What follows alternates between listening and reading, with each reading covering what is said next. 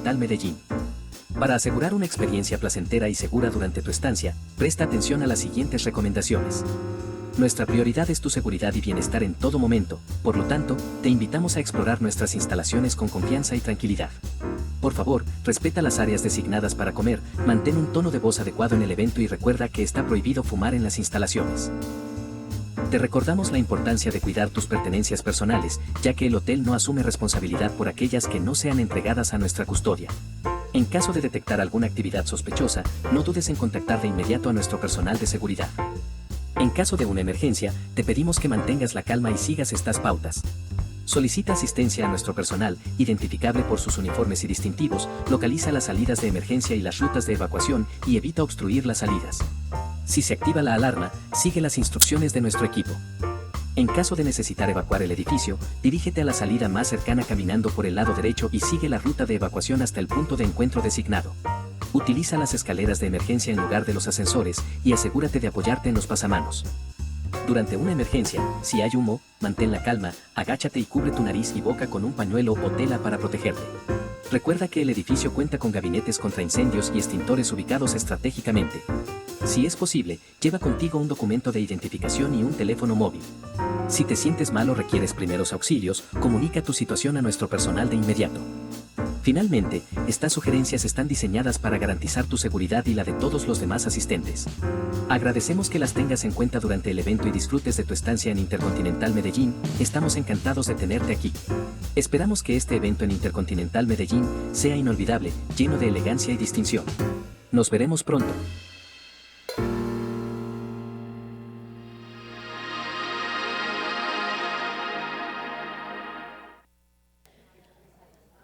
Agradecemos su puntualidad y damos continuidad a la programación académica del día.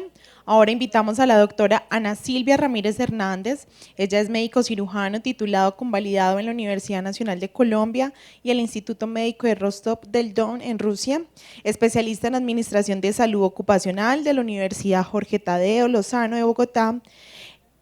Es especialista en procesos de calificación de origen de enfermedad y pérdida de capacidad laboral en fase COLDA para ERLs y PCL para seguros provisionales y de vida. Un aplauso, por favor, para la doctora. Bueno, maestra, yo creo que ya me bajo acá. Vamos hasta las 12:30. Esto es una risa nerviosa. Yo no sé si con esta población que tengo aquí podría hablar sin micrófono. Bueno. Bueno. Entonces, nuevamente, pues, buenos días, aunque ya estamos colindando con la tarde. Bienvenidos. Espero que hayan dormido bien anoche, que estén descansados y que la charla que dio el doctor Felipe Villegas los haya relajado, porque el tema que viene conmigo y que vamos a revisar, que es el protocolo de patologías derivadas del estrés, es un tema denso porque vamos a revisar tema legal y tema técnico. Y el tema legal y el tema técnico es lectura. Estos temas, cuando son legales y técnicos, casi que la ayuda de un amigo sirve cuando uno dice, venga, leamos entre los dos porque es más fácil de entender, ¿sí? Me ha ayudado mucho el doctor Felipe con las explicaciones que dio en relación a todos los temas de diagnósticos, porque es una primera dificultad que vamos a tener en la aplicación del protocolo. Y el protocolo lo es todo para el proceso de calificación del origen. Es la herramienta que define el origen. Por tal razón, nosotros tenemos que ser muy cuidadosos al momento de su aplicación. Y vamos a revisar el último protocolo, que el último protocolo es el segundo protocolo. El primero fue el de la Universidad Javeriana, que arrancó en el 2014, última actualización el de la Universidad Javeriana fue en el 2007, y a pesar de que la norma dice que se debe estar revisando cada 4 años, pues esto se está revisando más o menos cada 15 años. Entonces, la última versión es la versión de la Universidad Manuela Beltrán de Bucaramanga, y data del 2014. Es decir, vamos a cumplir ya 11 años. Sin embargo, quiero aclarar que este protocolo, a pesar de que salió en el 2014, se comenzó a aplicar discretamente más o menos a partir del 2020, porque tenía algunas diferencias de conceptos y no fue tan fácil su implementación. Sin embargo, se está implementando y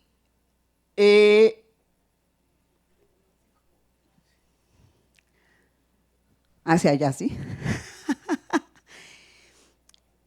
Se está implementando y lo que vemos es que uno pensaría que después de 5 años o 10 años o 11 años de que se emitió este protocolo, debería estar más o menos claro para todos aquellos actores que participan en el proceso de la formulación del protocolo. Pero en la realidad vemos que no es así, ¿sí? Desafortunadamente hay muchos problemas de entendimiento y de aplicación del protocolo, ¿sí? Con el agravante que la mayor parte del soporte para aplicar el protocolo lo tienen que dar los empleadores. Y también encontramos muchas oportunidades de mejora en los soportes y los estudios que tienen que hacer las empresas para lograr la aplicación del protocolo. Para entrar en el proceso de protocolo,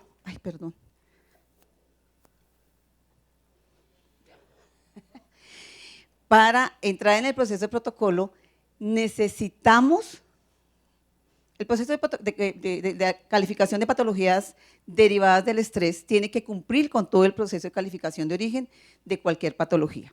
Por esta razón, muy rápidamente vamos a revisar 2 o 3 normas que nos sirven de marco para el proceso de calificación de origen de cualquier patología. El primer marco normativo es la Constitución, que fue lo que definió que la seguridad social es un derecho fundamental. Y también definió que el sistema tenía que ser cobertura integral. La integralidad, chica, a ver.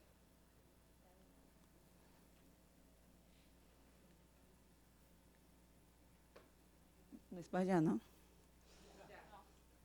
Lo tengo que echar para el otro lado. Ya.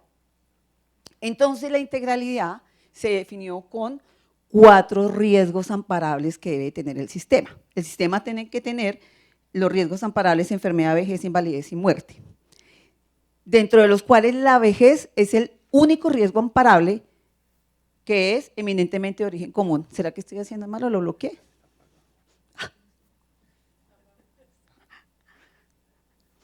Antes funcionaba, eran ustedes los que me estaban moviendo eso allá. Doctor Felipe, pero ¿usted por qué me apagó esto?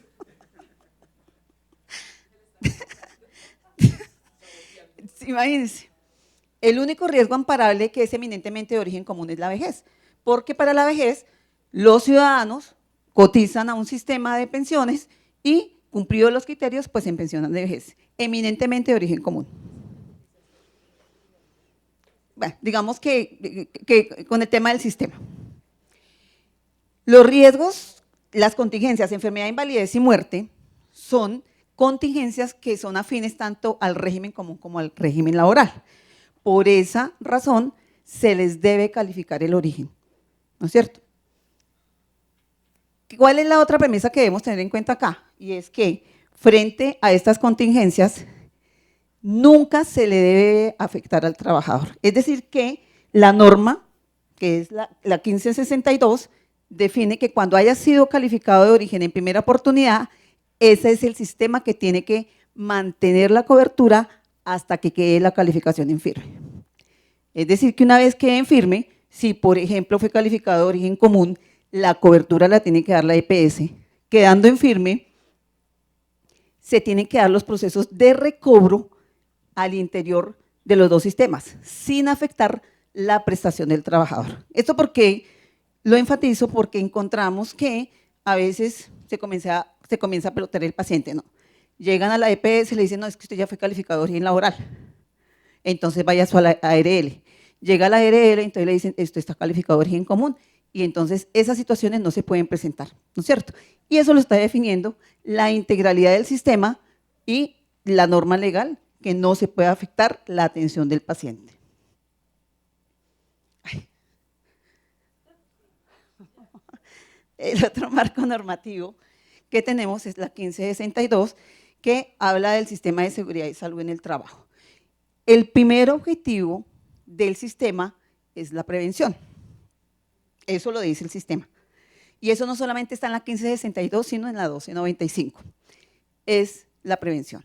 Y hablamos prevención desde la identificación de los factores de riesgo, ¿no es cierto?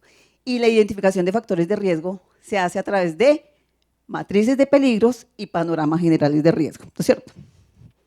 Ahí ya tenemos la identificación. Y luego, una vez identificado, tenemos que valorar la severidad del riesgo para hacer el control del riesgo. ¿Y para qué hacemos control de riesgo? Para evitar las enfermedades y los accidentes. Tenemos dos tipos de contingencias, accidente y enfermedad. Ay,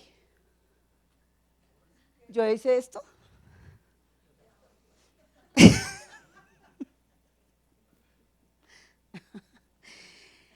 Entonces, desde acá, no porque cuando me voy a quedar en una… yo fui la que… sí, es que no fui yo. Entonces, identifico y controlo. ¿Para qué controlo? Para evitar que se presenten las contingencias, accidentes de trabajo y enfermedades laborales. Desde ahí yo tengo que hacer, y lo dice el sistema. Lo que pasa es que dicho y escrito en el sistema queda bonito. Esto, llevarlo a la práctica, a veces constituye todo un reto. Una vez fallan los procesos de identificación, control y prevención, pues se presentan los eventos, y cuando se presentan los eventos, pues hay que reconocer y pagar. Artículo 4 de la 1562 definió que es una enfermedad laboral, es toda aquella contraída como resultado de una exposición de factores de riesgo a la que se ha visto obligado a trabajar el trabajador.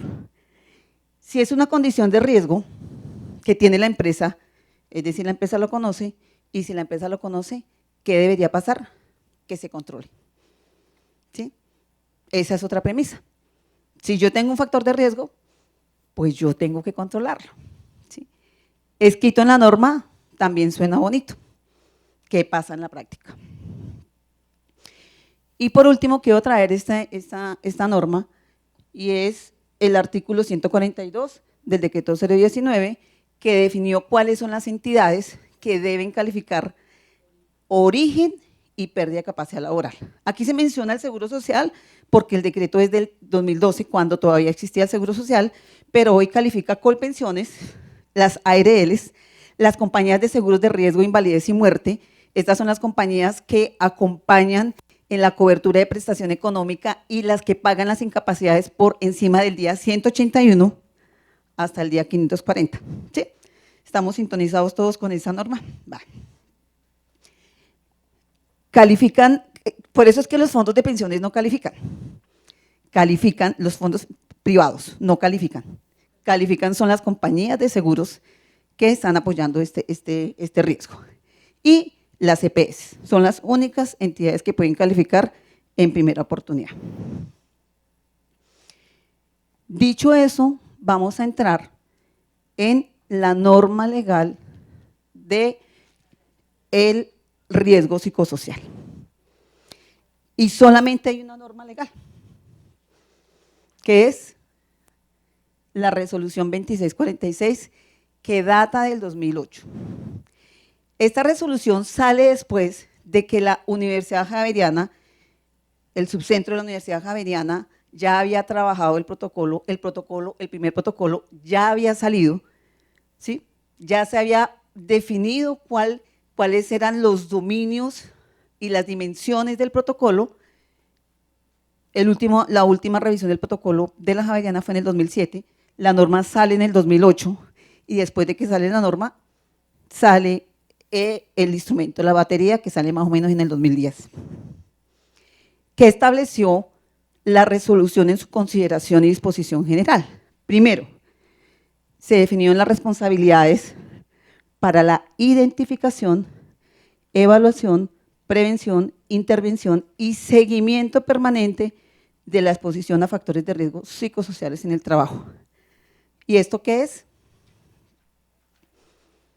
Prevención, sistemas de vigilancia y específicamente para riesgos laborales, los sistemas de vigilancia arrancan con la aplicación de la batería. La batería salió listica, ¿sí? La batería salió y se llama batería, ¿por qué?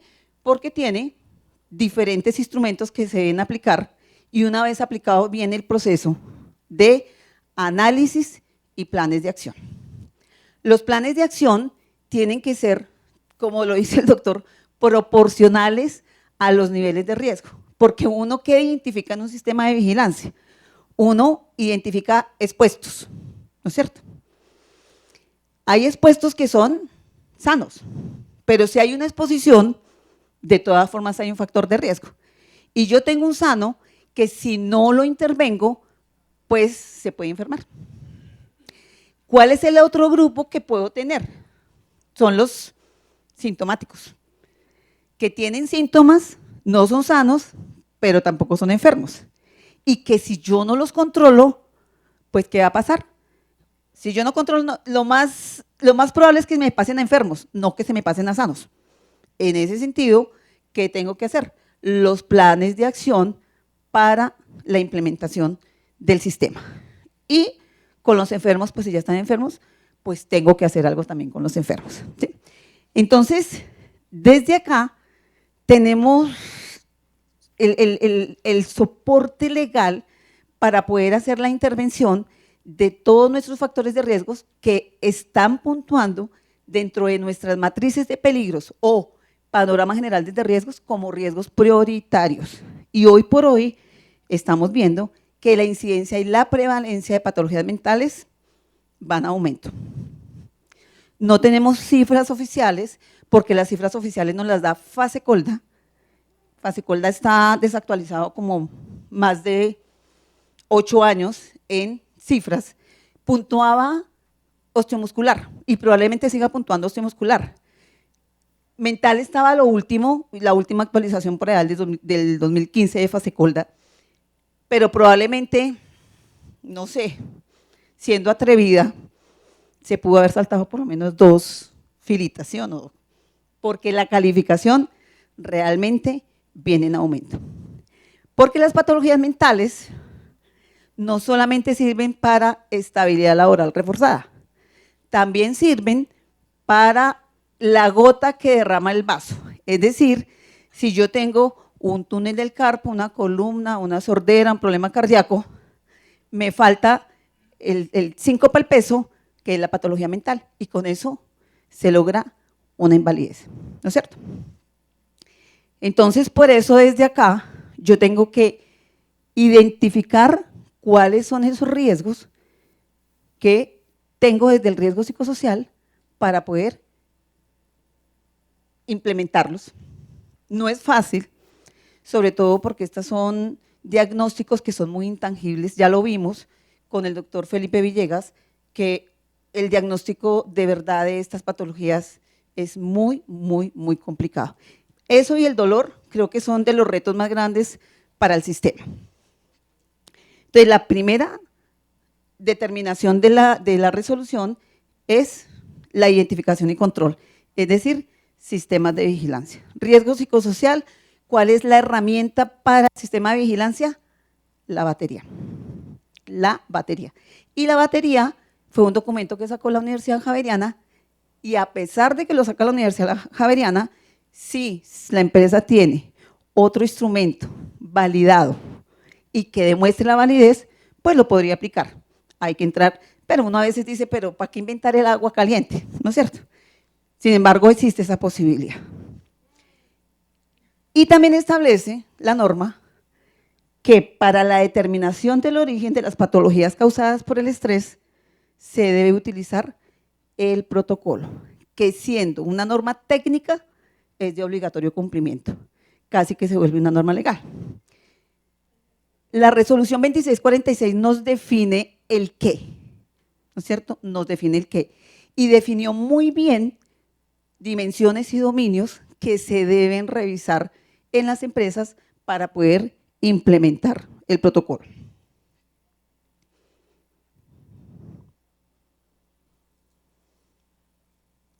Obvio, yo no traigo toda la resolución. ¿Cuáles artículos me faltan aquí? Todos los artículos que tienen que ver con la prevención. Por eso la invitación es para quienes no han leído detenidamente la norma, por favor se sienten y la lean y la entiendan, porque es fundamental para esos procesos. Artículo 6 de la resolución 2646.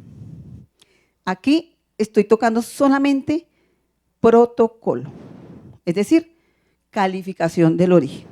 Cuando nosotros hablamos de identificación, control de riesgo, estamos hablando estamos buscando la existencia del riesgo. ¿Para qué buscamos la existencia del riesgo? Para controlarlo, ¿sí? Sea leve, moderado o severo. De hecho, cuando se aplica la batería y se hacen los análisis, cuando se hacen los análisis sale, este cargo tiene riesgo bajo, este cargo tiene medio o tiene alto, ¿no es cierto? ¿Con qué fin? Pues con el fin de la urgencia para la intervención del riesgo. Aquí, cuando estamos calificando el origen, estamos buscando que si el riesgo es suficiente para producir la enfermedad. Y la suficiencia se mide ponderando el factor de riesgo y estas son las etapas que se muestran en el protocolo. Sí fue todo un reto, ¿sí? Como lo dice el doctor, pues en ninguna parte del mundo, tan así es que esta herramienta cuando se construyó con todos los criterios de rigor académico, pero no científico, porque para ser científico se tendrían que tener otros modelos en otros países y unos estudios muy grandes que pudieran soportar esto. Entonces, esto tiene rigor académico y fue un estudio muy juicioso y por muchos años. El primer dominio y dimensiones, porque aquí lo definen, es la gestión organizacional, ¿sí? Y aquí es muy necesario, yo sé que ya está haciendo calorcito, está el tema, le dan ganas a uno de dormirse, pero aquí es donde no se pueden dormir ni ver el celular porque si no se pierden de qué es lo que dice la norma. La gestión organizacional. Y la gestión organizacional tiene que ver con el recurso humano. ¿Qué dice la norma que se debe medir? El estilo de mando, las modalidades de pago y de contratación, la participación, el acceso a actividades de inducción, capacitación, los servicios de bienestar social, mecanismos de evaluación de desempeño y estrategia para el manejo de cambio. Todo eso es lo que se debería implementar dentro del riesgo psicosocial.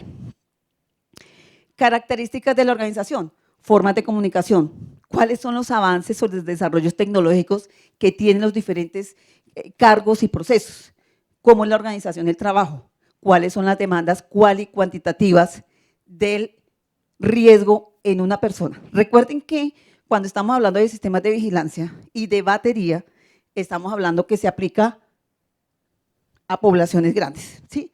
A procesos productivos o a áreas y los cuestionarios se aplican a grandes poblaciones. Cuando estamos hablando de protocolo, es decir, de calificación, estamos hablando de yo estoy evaluando a una persona que es la persona enferma. Esto se le aplica a la persona enferma, es decir, que quien aplica el protocolo tiene que ir al área de recursos humanos a verificar cómo se está dando esto. Las características, otro dominio, características de la organización del trabajo, formas de comunicación, esto ya lo vimos, perdón, características del grupo social de trabajo, clima organizacional, relaciones, cuál es la cohesión del trabajador, es decir, la integración con su medio ambiente de trabajo, cuáles son las calidades de la interacción, cómo se maneja el trabajo en equipo, ¿sí? ¿Esto quién lo debería hacer? La empresa a través de un psicólogo, ¿sí? Esto se tiene que tener. Y adivinen qué pasa, que cuando hay un enfermo de patología mental, se llega a la empresa y se les pide toda esta información, la mayoría de veces no existe. ¿Cuál es el otro dominio? Las condiciones de la tarea. Incluyen carga mental. La carga mental se le mide ¿qué? Velocidad, complejidad, atención, minuciosidad, variedad, apremio, tiempo. Inclusive la monotonía es una carga mental que afecta. ¿Quiénes manejan un riesgo de monotonía alto? En línea, los vigilantes, ¿sí? Que a veces son 8, 10 horas ahí parados mirando para el cielo, ¿no es cierto? Eso también es carga mental. Se tiene que medir el contenido de la tarea a través del nivel de responsabilidad directo que tienen sobre estas acciones, ¿sí? Tiene obligación por bienes, responde por seguridad de otros, por información confidencial, por vida de salud de otros, por dirección y por resultados, ¿sí? Entonces, fíjense que la misma norma nos está diciendo qué debemos medir para el protocolo. Las demandas emocionales por atención a clientes, ¿no es cierto? Personas de call centers, que yo creo que todos estamos relacionados con eso, porque en el call center o atención al público en general, en las IPS, cuando llega uno o llega el paciente con la pobre señora, la muchacha de servicios de atención, y que es lo primero que le dice, es que por mí es que usted come, por mí es que usted recibe el salario, ¿sí? Cuando a uno le cortan el agua o la luz porque a uno se le olvidó pagar, uno llama y vacía al de la línea, ¿sí o no? Uno lo vacía y le dice hasta de que se va a morir, el tipo no tiene nada que ver. Entonces, el tema de atención al cliente es complicado y se tienen que especificar los sistemas de control y definición de roles. La carga física y las condiciones medioambientales también tienen que ver con la presentación de patologías derivadas del estrés. Esto debería existir en la empresa porque pues, si el primer riesgo que uno puede identificar en una empresa es el ergonómico, mínimo debe existir un estudio de puesto de trabajo de tipo ergonómico que identifique si existe o no existe el riesgo. Por eso, como decía el doctor Felipe, aquí el tema no es si uno va a perder o ganar, aquí el tema es si yo estoy blindada, ¿sí? Desde el punto de vista de soporte técnico para demostrar lo que yo estoy o quiero demostrar. Entonces aquí uno dice, venga, si esto hace parte, cuando uno encuentra, hay protocolos que el trabajador se queja, es que hace mucho frío, es que hace mucho calor, es que es muy oscuro, y esa única forma de poder objetivizar eso, ¿cómo se hace? Debo tener la medición de iluminación, debo tener medición de ruido, debo tener la medición de humedad, y esos son soportes que los debe tener ¿quién? El área de seguridad y salud en el trabajo, ¿sí? Esto no es, en estos casos hay que objetivizar de alguna manera y decir alto, bajo, gordo, blanco, feo, bonito, es absolutamente subjetivo. Y en riesgos laborales hay forma de objetivizar. Señor.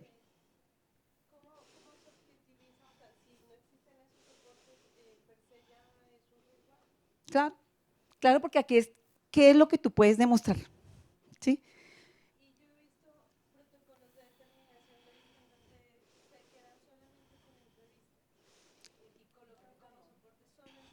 Sí. No, ya ahorita vamos al protocolo. Esta es la norma legal y esto es lo que las empresas deben tener y evaluar para darle el insumo a las psicólogas que son por naturaleza las que van a aplicar el protocolo. Porque viene también ese otro puntico que tú tienes toda la razón y es, ya de por sí tiene un grado altísimo de subjetividad el proceso de calificación de origen. Pero aún más el proceso de subjetividad del diagnóstico, que es otra talanquera que encontramos. Entonces, si sumado a ya ese grado de subjetividad, encontramos que la herramienta está mal aplicada, pues ahí sí tenemos un caldo de cultivo muy grande, ¿sí? Entonces, ya vamos para allá. Esto solamente me estoy deteniendo acá y en la etapa 3 y 4 del protocolo, para que entendamos la importancia de lo que debemos hacer para garantizar de alguna manera que el protocolo quede técnicamente adecuado. Interfase persona-tarea. Evaluar la pertinencia del conocimiento y habilidades que tiene la persona en relación con las demandas de la tarea, los niveles de iniciativa y autonomía que le son permitidos y el reconocimiento, así como la identificación de la persona con la tarea y con la organización. ¿Qué es lo que normalmente pasa? Y pasa en las consultas, que llega el paciente y le dice al médico, ah, no, pues es que a mí no me pagan a tiempo, no me pagan lo que es, no me generan la pausa activa, no se cumplen las recomendaciones, ¿no es cierto? Y eso es lo que queda registrado. Eso debería quedar registrado como la queja del paciente, ¿no es cierto? No lo podría dar por hecho. Pero para poderlo probar, nosotros ¿qué debemos tener? ¿Sí? Tenemos que traer todas estas evaluaciones y estos soportes. Por eso les traigo aquí la norma. La jornada de trabajo detallada, señora.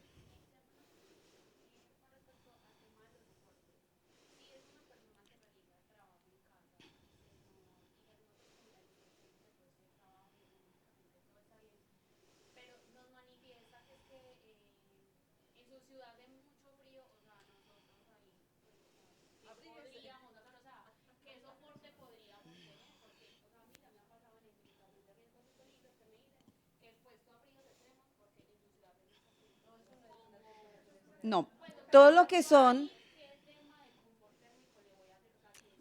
No. Pues sí, mire, hay unos temas, pasa mucho con todo lo que son riesgos epidemiológicos, ¿sí?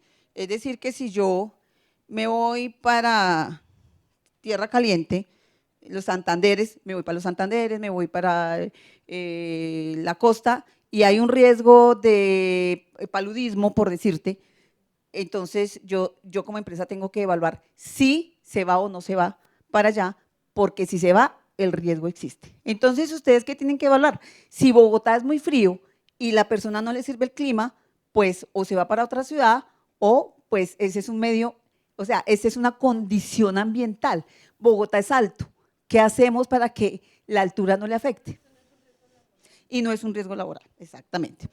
Bueno, entonces aquí la jornada de trabajo, horas, descansos detallados, el número de trabajadores por tipo de contrato, necesario también el tipo de beneficios y programas de capacitación que estén debidamente documentados. En el artículo 7º de la resolución se define qué es lo que se debe evaluar en cuanto a riesgos extralaborales. Utilización del tiempo libre, tiempo de desplazamiento, voy a leer un poquitico más rápido porque en el protocolo lo vamos a ver específico. Pertenencia a redes sociales y apoyos de grupos sociales y familiares, característica de la vivienda y accesos a servicio público. Entonces, evaluación de riesgos intralaborales lo definió la norma, extralaborales e individuales, ¿no es cierto? Entonces, en los factores individuales, dicho por la norma, además de toda la información sociodemográfica que debe tener la empresa actualizada, debe tenerla actualizada de acuerdo a estos parámetros, debe generar perfiles de riesgo para que se pueda, frente a un resultado de examen médico de ingreso, ubicar a un trabajador en un puesto de menor riesgo posible de acuerdo a estos perfiles. Pero adicionalmente, ¿qué dice la norma? Artículo 8º, que se debe evaluar las características de personalidad y estilos de afrontamiento mediante diferentes instrumentos. ¿Y eso lo tiene que hacer quién? El empleador. Es decir, que los empleadores deberían estar haciendo pruebas de personalidad y capacidad de afrontamiento como lo definan. ¿Qué sería lo ideal? Exámenes médicos de ingreso que definan, así como dice el mismo trabajador, es que yo ingresé aquí sano, ¿no es cierto? Entonces, ¿cuál es la única forma de saber cómo ingresó? Pues con una prueba objetiva que mida su característica de personalidad y su capacidad de afrontamiento, ¿no es cierto? Necesito que tengan esto presente porque eso hace parte de la triangulación de la información. El artículo 18, entonces, definió que las patologías que se van a calificar son las que están definidas en las tablas de enfermedades. Y por norma se dice que las tablas de enfermedades se deberían estar actualizando cada 3 años. El 1832, que fue una de las primeras tablas de enfermedades, es del 94, luego la 1477 del 2014. Y ya estamos en el 2025. Entonces, ese es el primer objeto, los diagnósticos que están en las tablas de enfermedades. Como lo dijo el doctor, en esta tabla de enfermedades se incluyeron una gran gama de diagnósticos, tanto etiológicos como sindromáticos, que es muy complicado calificarlos. ¿Qué dice la norma también? Que si se considera que hay un diagnóstico que no está dentro de la tabla, pero si usted logra demostrar la relación de causalidad, se puede calificar.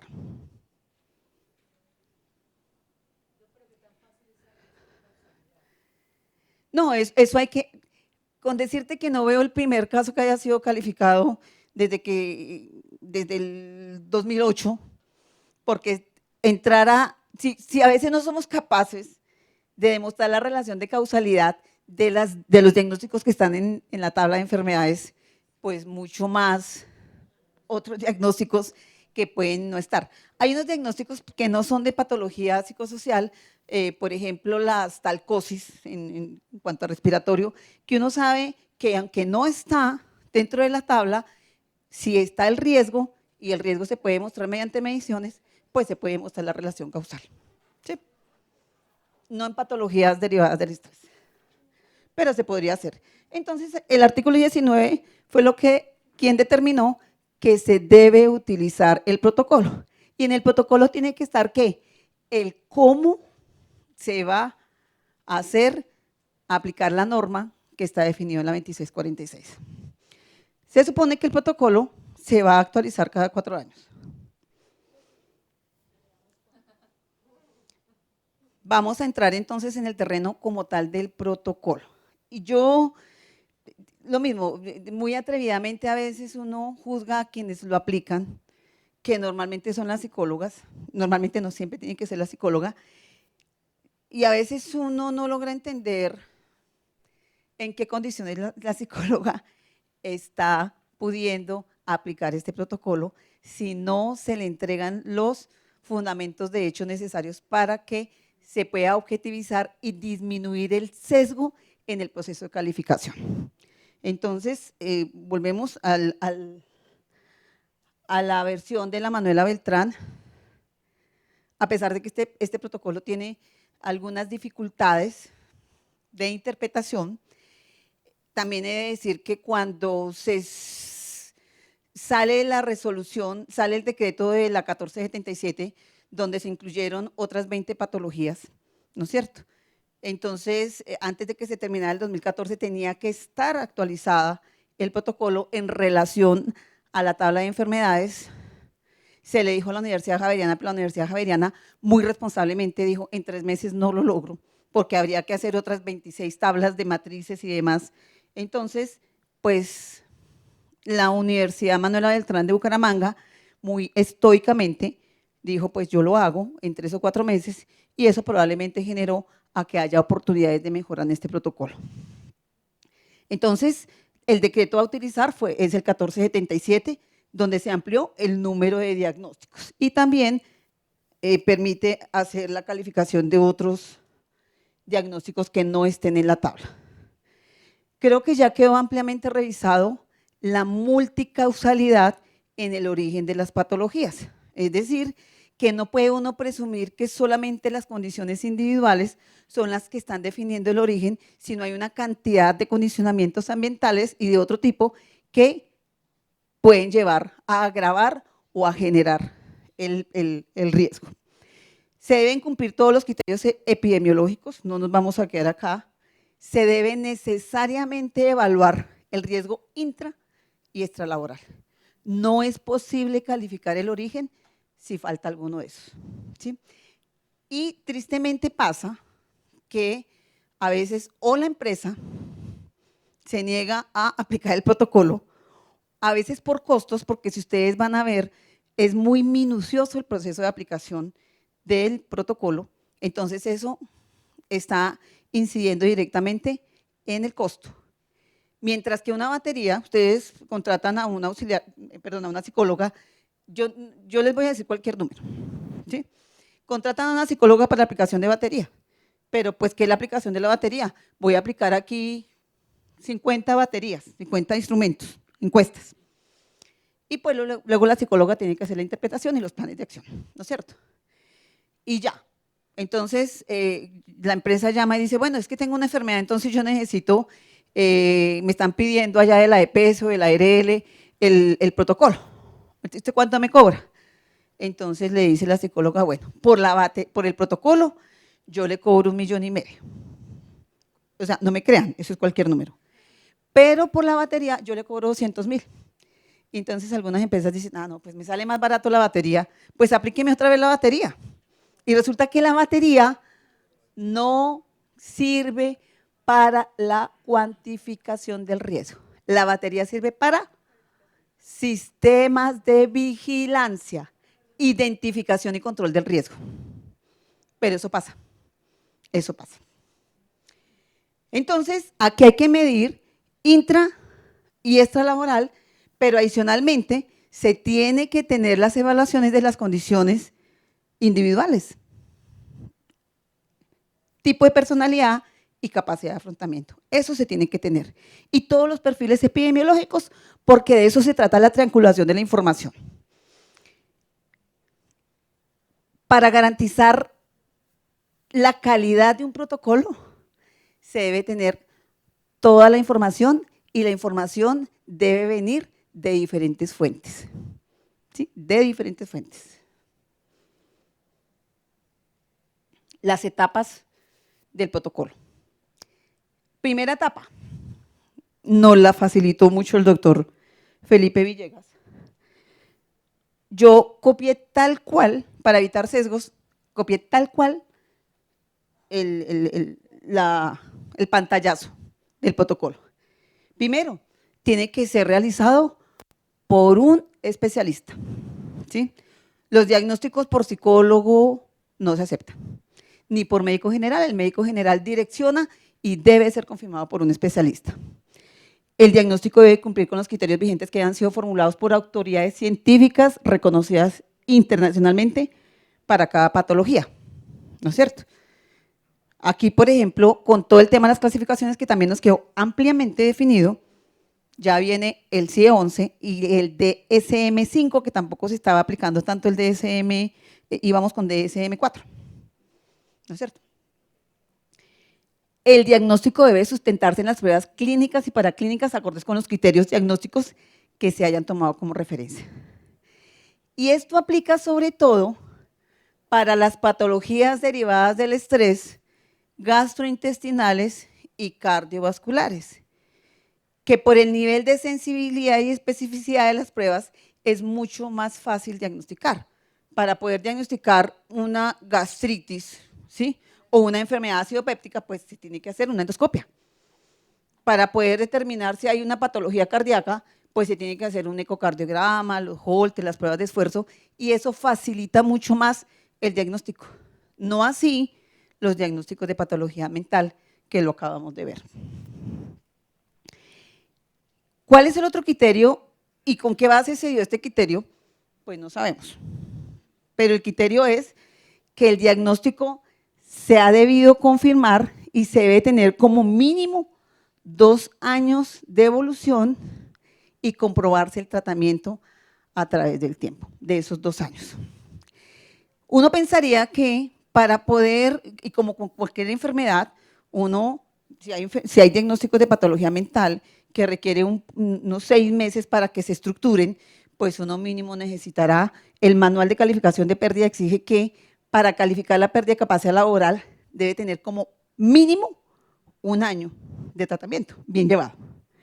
Entonces uno entendería que más o menos es el tiempo que podrían haber calculado para que un tratamiento en patologías, en los diferentes diagnósticos de patología mental, se pudieran llevar para lograr definir si el diagnóstico se hizo bien, si fue objeto de mejoría, remitió o se quedó a través del tiempo para poder determinar cuál fue el diagnóstico definitivo, ¿no es cierto?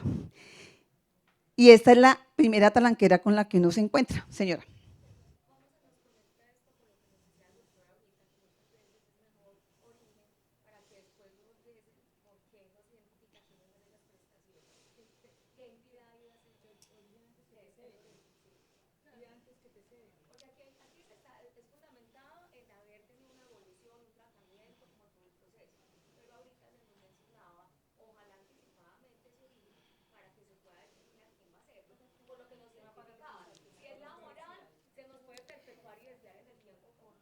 Es que, miren, si el sistema estuviera absolutamente articulado, ¿no es cierto?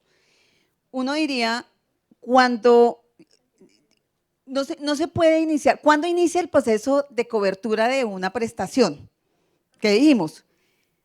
Cuando el origen se califica en primera oportunidad. Entonces, el origen calificado en primera oportunidad quedó común. ¿Quién lo debe cubrir? La EPS. Entonces uno dice, si todos los psiquiatras tuvieran el mismo perfil de actividad del doctor Villegas, o por lo menos tuvieran toda esa claridad, porque es que uno que encuentra, doctor, también en las valoraciones que uno, y de pronto lo vamos a ver esta tarde, las valoraciones son el copy-paste, copy-paste, copy-paste, solamente cambia la fecha. A veces ni siquiera el examen mental está registrado, ¿sí? Entonces, si todo funcionara perfectamente, pues no importa que vaya al proceso de calificación de origen, ¿no es cierto? Y si quedó de origen común, pues lo tiene que calificar. ¿Quién lo diagnosticó? Finalmente, ¿cómo inicia el proceso de calificación? Un proceso de calificación empieza por la confirmación del diagnóstico. ¿Y quién hace el diagnóstico? La IPS, porque es que las ARL no son prestadoras, son administradoras y pagadoras. Una ARL no diagnostica. Casi que las compañías de seguros están para pagar, ¿sí? Lo que quedó en firme. Por eso cuando se inicia el proceso de calificación de origen, y si es de origen común, lo inicia la EPS. ¿Por qué? Porque la EPS es quien tiene la obligatoriedad y la responsabilidad del diagnóstico. Ay, qué pena.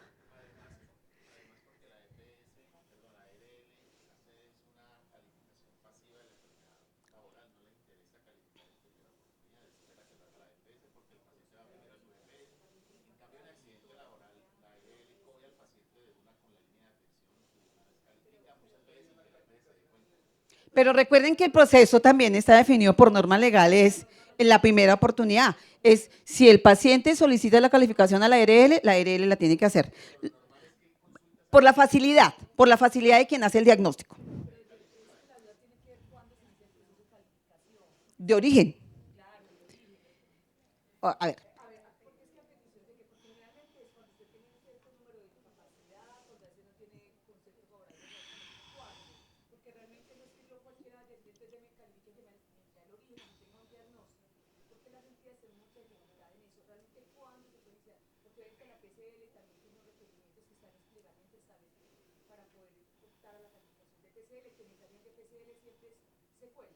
Sí, no, o sea, aquí el objetivo es origen, que es protocolo, ¿no es cierto? Mire, esa es una respuesta muy difícil. ¿Por qué razón? Porque las empresas, les voy a poner un ejemplo que es mucho más práctico. Las empresas que trabajan con sílice y asbesto, una neumoconiosis. Las empresas que hacen, estructuran el sistema de vigilancia y hacen la aplicación de rayos X hilo. Y entonces ya dentro del sistema se va viendo que hay algunas alteraciones de radiografía y muchas empresas lo podrían hacer, hacen una resonancia e identifican que tiene una neumoconiosis, ¿sí? Ahí en ese momento se debería iniciar el proceso de calificación porque ya hay un diagnóstico confirmado y además se tiene el factor de riesgo. Casi que esos son decisiones de la empresa. ¿Por qué razón? Porque precisamente para eso es que sirven los sistemas de vigilancia. Cuando usted tiene un sistema de vigilancia, el sistema de vigilancia, ¿por dónde arranca? Por la identificación del factor de riesgo. La matriz de peligros. Usted tiene un peligro, usted vigila, identifica el peligro, vigila el peligro, pero también tiene que vigilar el trabajador. Por eso se llama un sistema de vigilancia. Entonces usted tiene una exposición y usted tiene que mirar esos expuestos cómo van presentándose en los síntomas.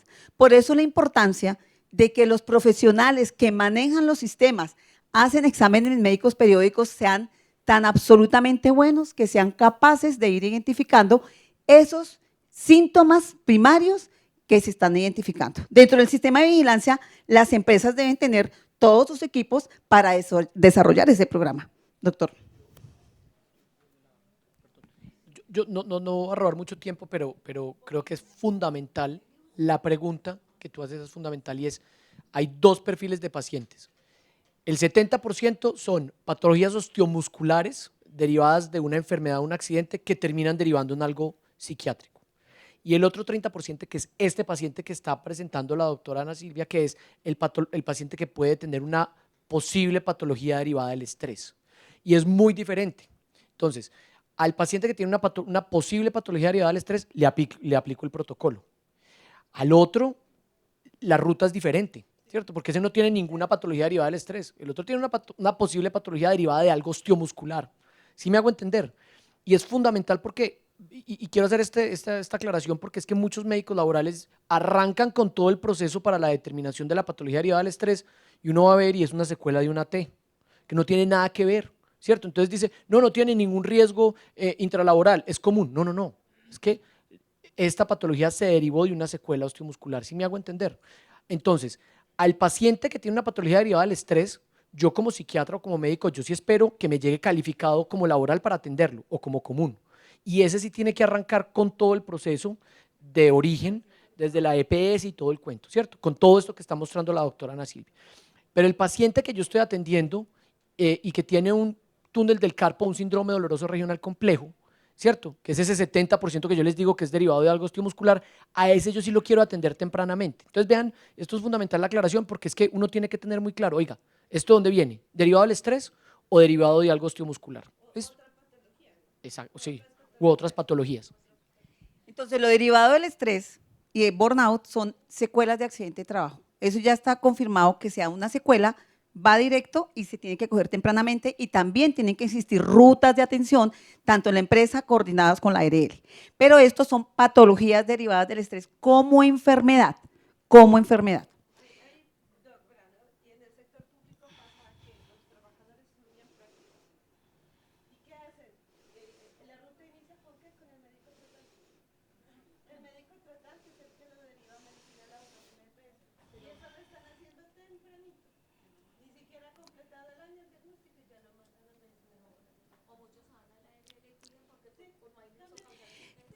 Claro, pero aquí se debe cumplir los 2 años. Y si todo el sistema estuviera integrado, vaya a la ARL o vaya a la EPS, la respuesta para el paciente y para la empresa es hasta que no se cumplan los criterios, no se podría iniciar un proceso de calificación. Claro que inician. O sea, esto es, acuérdense que este es el deber ser, no lo que es.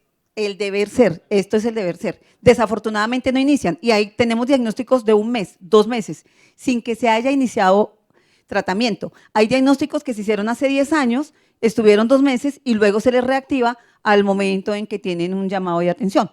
Pasa y pasa todos los días. Ya lo explicó el doctor, que en presencia de síntomas similares en un mismo paciente existen diferentes diagnósticos. ¿Qué hay que hacer? Toca mandarlo a una junta de psiquiatría, ¿sí? Porque uno encuentra, van del primer psiquiatra, tiene un trastorno adaptativo, van del segundo, tiene un trastorno ansioso y van del tercero y tiene un trastorno depresivo. ¿Cuál califico? Si las matrices para calificar, cada una tiene su diagnóstico y no se puede aplicar 3 matrices a 3 diagnósticos diferentes que son de un mismo trabajador con síntomas similares. Aquí sí o sí hay que mandarlo ante una junta de psiquiatría. La etapa 2. La etapa 2 es verificar si existe en la tabla y o si hay una relación causal fuerte que pueda llegar a ser derivado de una enfermedad laboral. Esta es la tabla, son más o menos 26 diagnósticos, la 1477 solamente patologías derivadas del estrés. Aquí no me voy a detener en diagnósticos porque creo que están ampliamente revisados. Ya saben que diagnósticos sindromáticos como trastorno del sueño, burnout y demás generan muchísima dificultad en el proceso de calificación también. Gastrointestinales y cardiovasculares. Para esos diagnósticos que son de más fácil diagnóstico, también se debe aplicar el protocolo. Tenemos casos donde se le dice a la empresa, pues es que está solicitando un diagnóstico de un colon irritable y la empresa dice, no, pues no, eso es que vaya a su EPS. Un colon irritable se le debe aplicar el protocolo, se le tiene que aplicar. Vamos a pasar a la siguiente porque es que ahora sí me agarró el estrés. ¿Ah? La etapa 2 es lo mismo, es si no está en la tabla, pero usted tiene cómo demostrar la relación de causalidad, lo tiene que hacer. La etapa 3, que es la etapa del sustrato del protocolo, que es la que manejan las psicólogas, es la que define, casi que define el origen de esto, por eso es tan fundamental que se aplique de forma adecuada. ¿Qué es lo primero que dice la norma? Se debe identificar el periodo que se va a aplicar. ¿Cómo se aplica ese periodo? ¿Cómo se identifica ese periodo? 12 meses antes del diagnóstico. Es decir, que si el diagnóstico fue en febrero del 2025, el periodo a aplicar, ¿cuál es? Febrero 2025, febrero del 2024. Pero si fuéramos consecuentes con lo que acabamos de decir, no podríamos estar calificando una patología con un diagnóstico de febrero del 2025. Y vayan, miren cuántas hay en curso. ¿Por qué no se puede calificar? Porque no ha cumplido los 2 años de diagnóstico y tratamiento bien llevado. ¿Sí?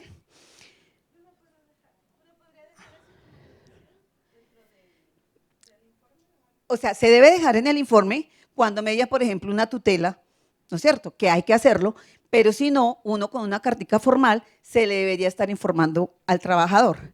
Pero adicionalmente, uno que esperaría que esa solicitud llegó a la EPS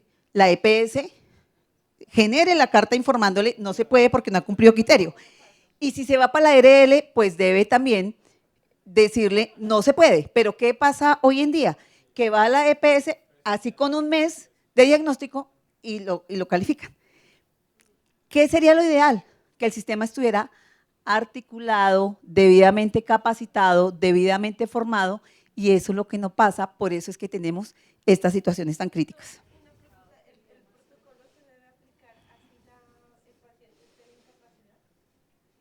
Sí, claro, porque es que lo que se hace es una visita domiciliaria, pero ya vamos para allá. Ah, bueno, eso se tiene que dejar ahí y no procedería la calificación del origen porque no se pueden evaluar el riesgo extralaboral. Entonces, si no tenemos, acuérdense que la premisa es, tiene que existir la valoración de los 2 riesgos, además de los riesgos individuales que están en el artículo 8 de la 2646. Se tiene que tener completo.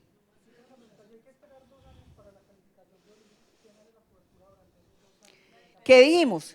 De acuerdo a cómo haya sido calificado en primera oportunidad. Si no ha sido calificado, que es el artículo 12 del 1295, o que no haya sido calificado de origen laboral, a menos que entre enfermedad directa, se considera de origen común. Y si es de origen común, de acuerdo al concepto de integralidad que se definió por la Constitución, entonces debe continuar con la EPS. No puede quedar sin cobertura.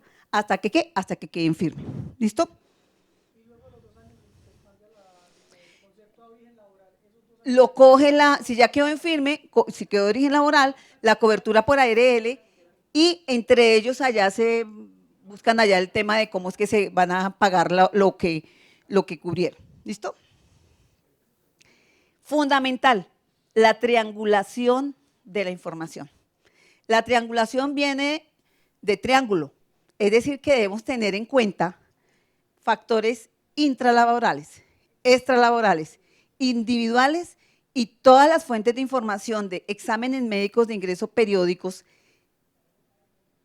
sistema de vigilancia, es decir, debemos tener en cuenta la batería, tener en cuenta como parte de todo el sistema de información y con todo eso, debemos hacer el análisis para la cuantificación del riesgo. La triangulación es fundamental, pero como por aquí alguien dijo, desafortunadamente, ¿qué tenemos?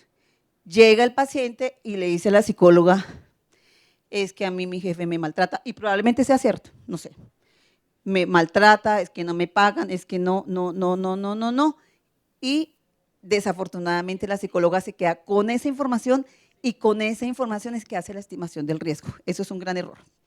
La triangulación de la metodología. Pasa todos los días. ¿Cuáles son las fuentes de información que debemos tener en cuenta?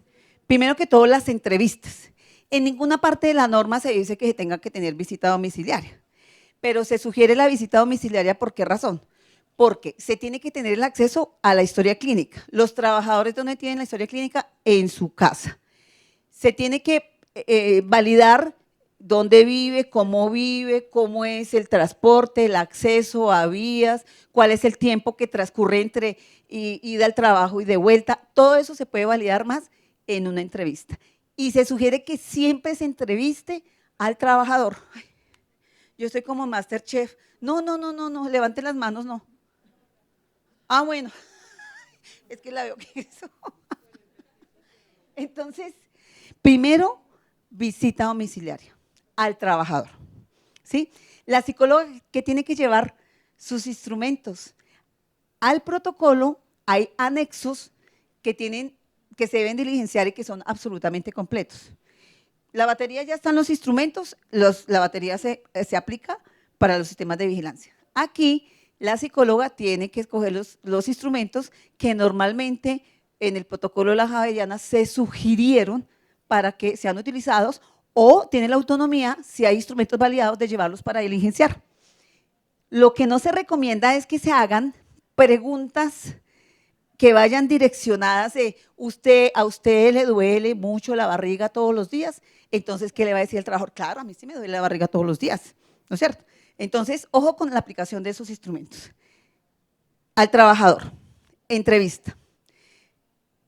Entrevista de una vez al esposo, a los hijos, a los nietos o a los hijos pequeños, porque si hay alguien, por muy dura que sea la realidad, son las verdades que dicen los niños. Entonces, si está por ahí el sobrinito de 6 años y la abuelita va a decir que es que sí, yo llego aquí triste y lloro todos los días y no tengo que comer, el chino le va a decir, abuelita, no sea mentirosa que nosotros sí comemos todos los días. Entonces, por eso, todo eso es válido para las visitas domiciliarias. Luego se debe ir con la misma herramienta, con el mismo instrumento, donde estén identificados todas las condiciones intra y extralaborales con el jefe. Toca con el jefe. Y es con el jefe, no el que llegó ayer, sino con el jefe con el que ha estado la mayor parte del tiempo, que conozca los procesos productivos. Porque también pasa que cuando llega la psicóloga, entonces le dicen, venga, ¿usted qué está haciendo? ¿Tiene tiempo? Y le dice, pues no mucho, pero bueno, jefe, ¿qué hay que hacer? Vaya, atiéndame a la psicóloga. Y va el que menos conoce del proceso. ¿Sí? El que menos conoce del proceso. Subordinados. Si es jefe, pues los subordinados. Si no hay jefe, entonces se debe tomar como subordinado la señora de servicios generales o el vigilante, porque pues también pueden informar de cómo es el manejo y el trato de ese trabajador que se está evaluando. Entonces, también, y se le debe aplicar la herramienta, lo que corresponda de la herramienta. Compañeros. Los compañeros los debe escoger la psicóloga con el área de recursos humanos. ¿Qué pasa en empresas grandes? Que normalmente es el trabajador el que dice, ¿sabe qué? Es que yo necesito que sea mi amigo Pedro y mi amigo Pablo, los del sindicato. Eso no debe pasar porque en ninguna parte dice que tienen que ser los amigos. Tienen que ser los compañeros de trabajo que compartan mismas condiciones de riesgo laboral, ¿no es cierto?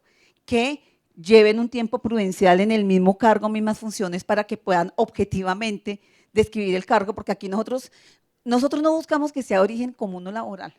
Nosotros lo que buscamos es que se objetivice en la medida que sea posible este proceso, ¿sí?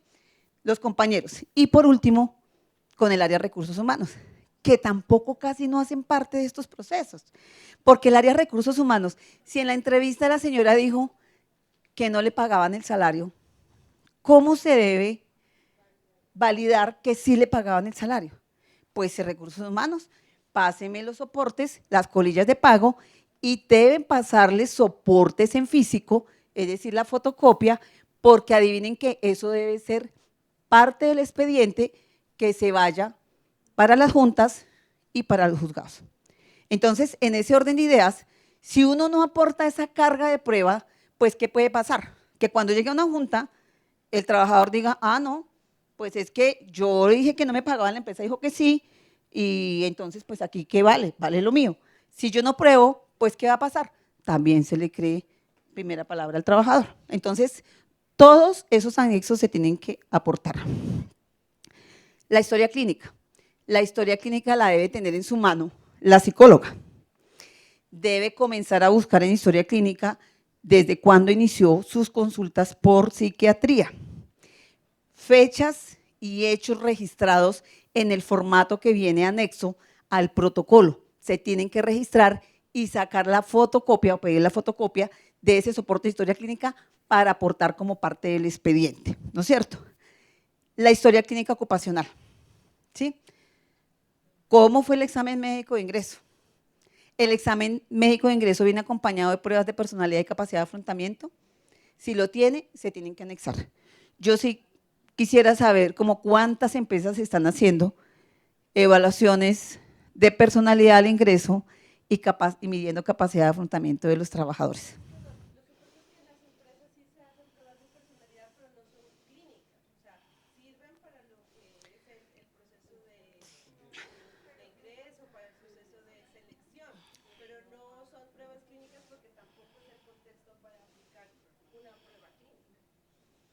Pero esto ustedes lo pueden determinar después de que ha ingresado el trabajador, o sea, sí, claro.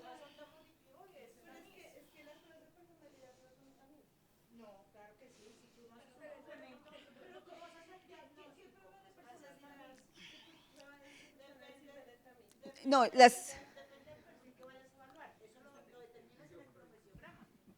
Ay, discúlpenme un momentico, esta sección es hasta las 12:30, quedan 15 minutos. En la tarde vamos a calificar un caso, porque es que si seguimos preguntando y comentando, no vamos a lograr hacer el seminario todo el día. Por lo menos llegar a la primera dominio del protocolo. Listo, hay que revisar historia médica, médica y ocupacional.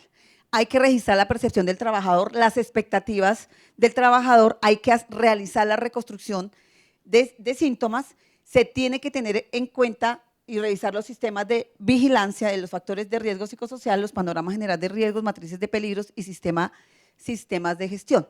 Cuando hablamos de sistemas de vigilancia, específicamente aquí, ¿qué vamos a revisar?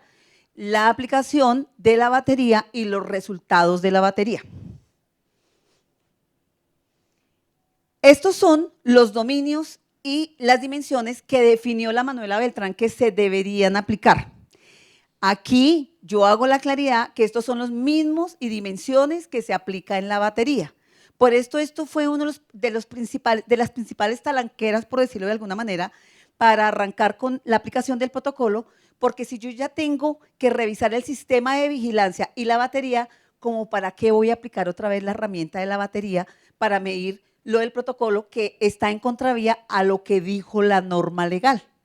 Por eso fue que entró un poquitico en contravía la aplicación de este protocolo hasta el 2020, porque existían un tanto estas inconsistencias que pudieron haber tenido mucho soporte, pero que definitivamente no era. Sin embargo, dando continuidad al proceso, porque esto es lo que tenemos y esto fue lo que definió el protocolo. Sin embargo, las psicólogas que aplican las herramientas pueden irse con la norma legal, porque por encima de la norma técnica está la norma legal. Por eso fue que me quedé un momentico en norma legal.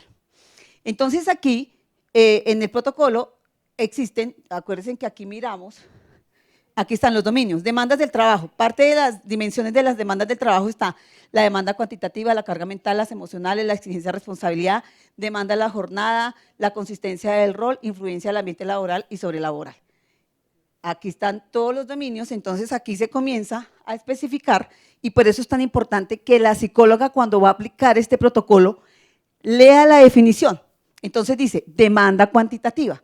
¿Qué dice la definición de la demanda cuantitativa? Que son las exigencias relativas a la cantidad de trabajo que se debe ejecutar en relación con el tiempo disponible para hacerlo y se convierte en fuente de riesgo. ¿Cuándo? ¿Cuándo se convierte en riesgo? Cuando el tiempo del que se dispone para ejecutar el trabajo es insuficiente para atender el volumen de las tareas asignadas, por lo tanto se requiere trabajar a un ritmo muy rápido, bajo presión de tiempo, o se toca limitar la duración de las pausas activas o trabajar adicional. Entonces aquí viene la parte subjetiva. Esto suena muy bonito. Entonces, ¿qué le dice el trabajador a la psicóloga? No, a mí me toca trabajar mucho. Y volvemos a lo mismo. El mucho, el poco, el alto, el bajito, el gordo o el flaco son conceptos subjetivos. ¿Y cuál es el reto para una psicóloga? Lograr objetivizar esto. Entonces, si está diciendo que tiene apremio de tiempo, ¿qué tiene que hacer la psicóloga? Irse o a recursos humanos o irse donde el jefe, supondría uno que recursos humanos es el que tiene el análisis de tiempos y movimientos, que fue el que definió, por ejemplo, que el trabajador puede empacar 100 paquetes en una hora, es decir, que 800 paquetes en 8 horas si fueran 8 horas. Tiene que existir un soporte en recursos humanos que eso lo evidencie. Medible, objetivo.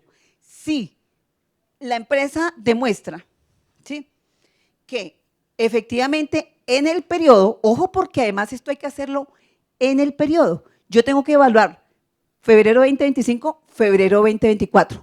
¿Ocurrió eso en ese periodo?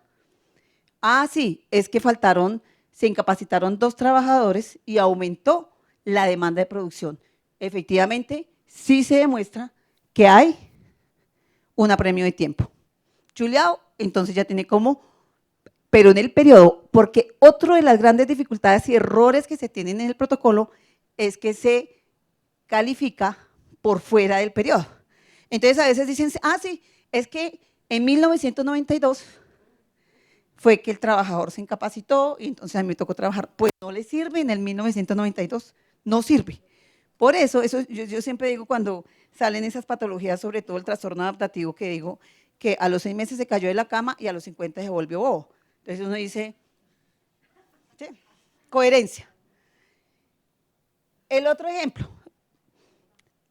demanda la carga mental, ¿sí?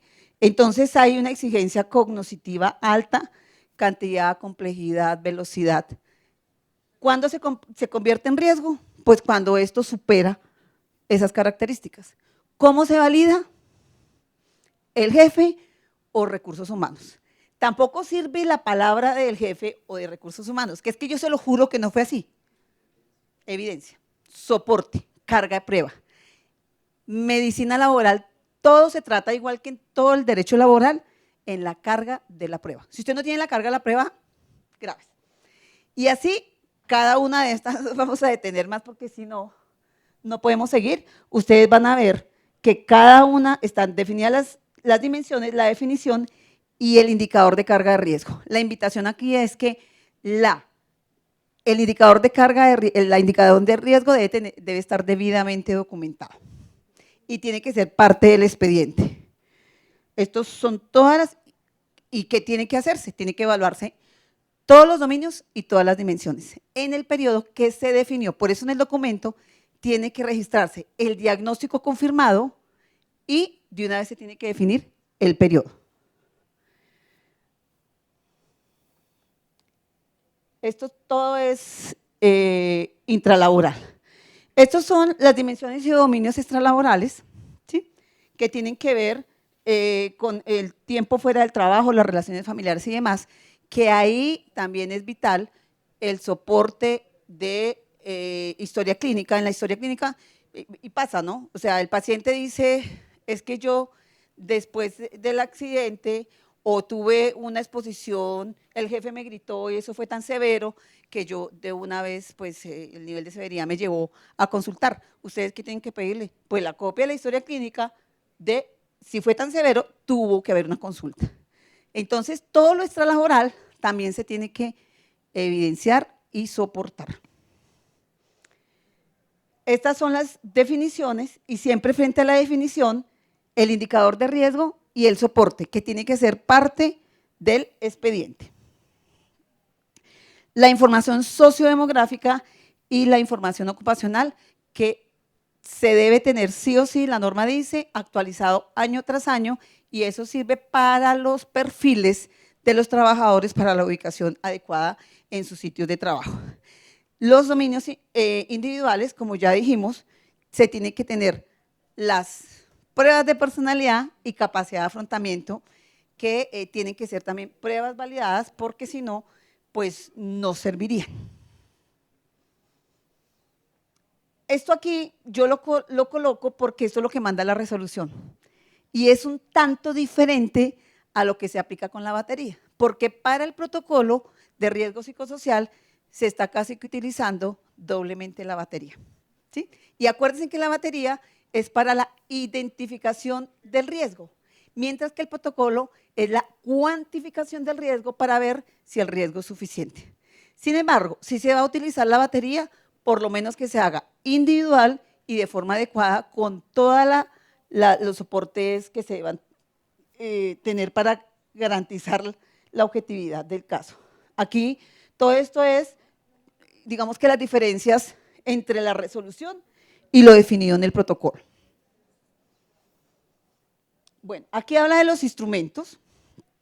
El mismo protocolo de la Manuela Beltrán dice, bueno, usted puede utilizar los instrumentos que sean validados, pero de todas formas tiene que aplicar los instrumentos de la batería. Entonces, se puede y no se puede. Sin embargo, siempre la invitación es que hagan uso de la norma legal, ¿sí?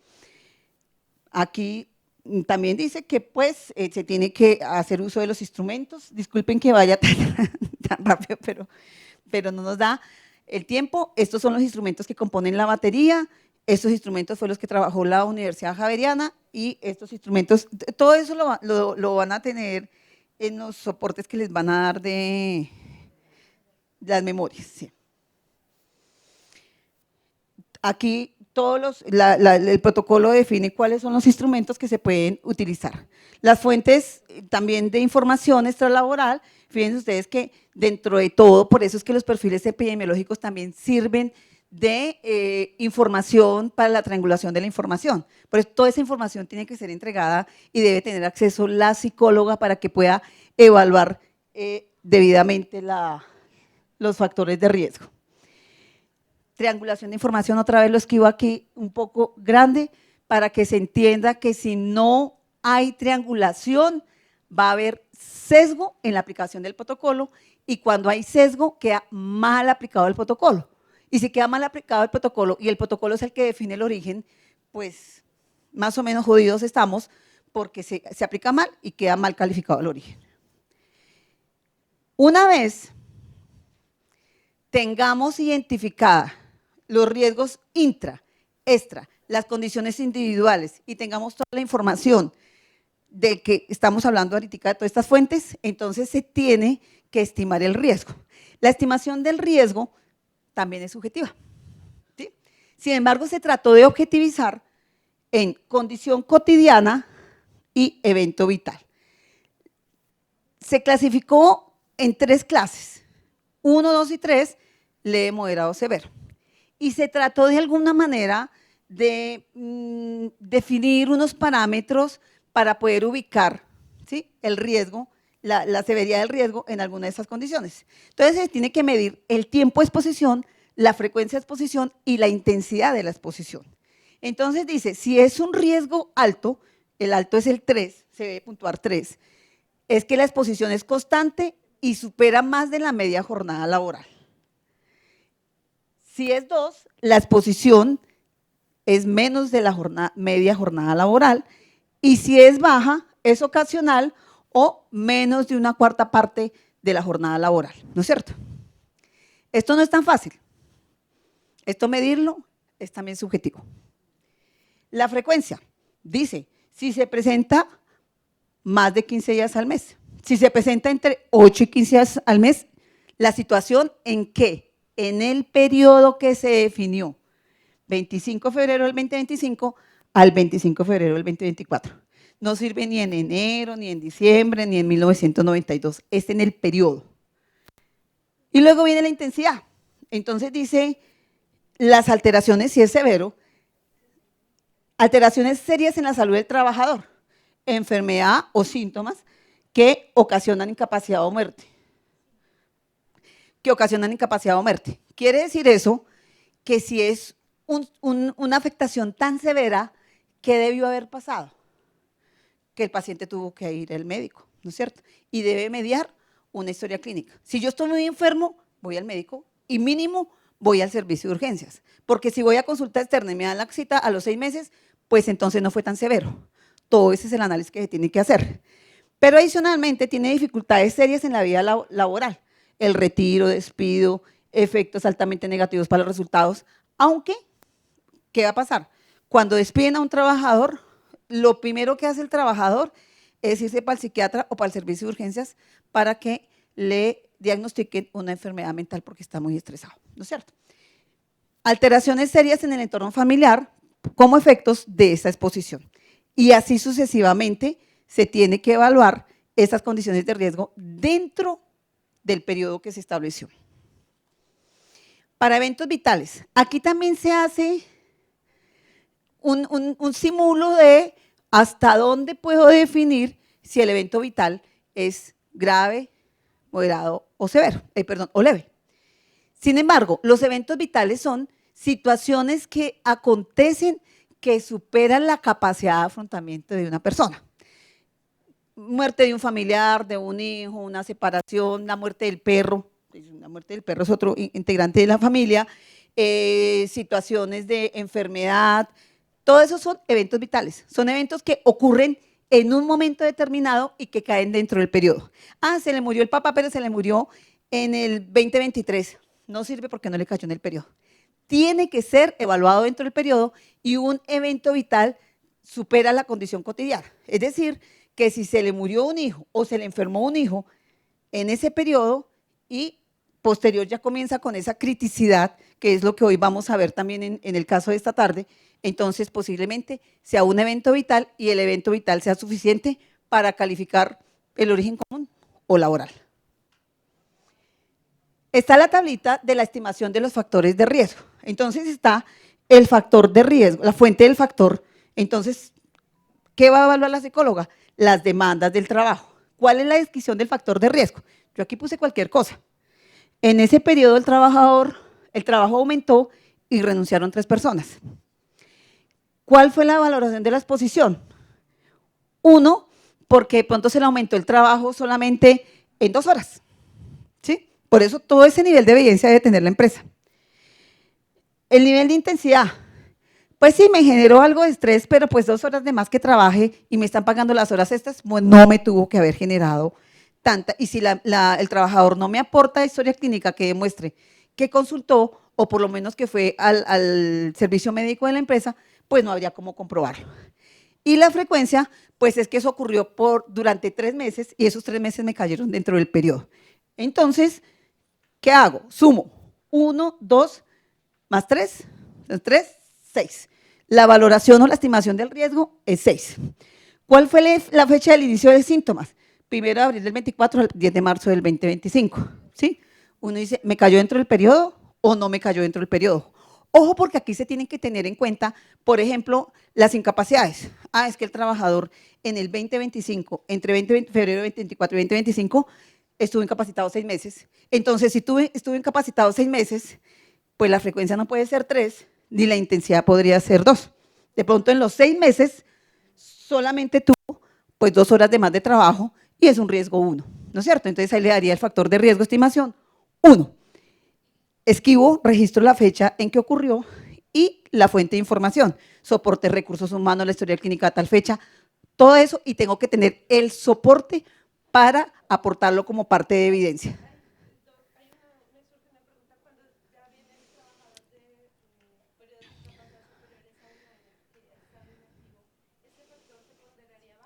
Cero. Es 0, 0, 0, 0 más 0, 0, es 0.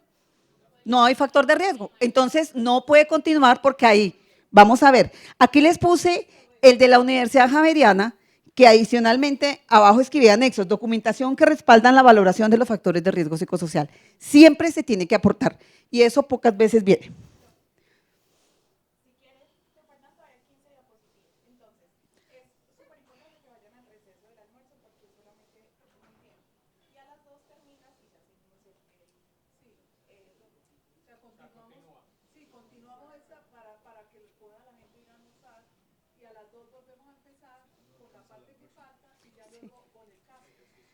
Bueno, sí, robamos unos 15 minuticos del caso, que pues es que esto es vital para poder evaluar el caso. ¿Y el caso también es acá? Bueno, entonces continuamos.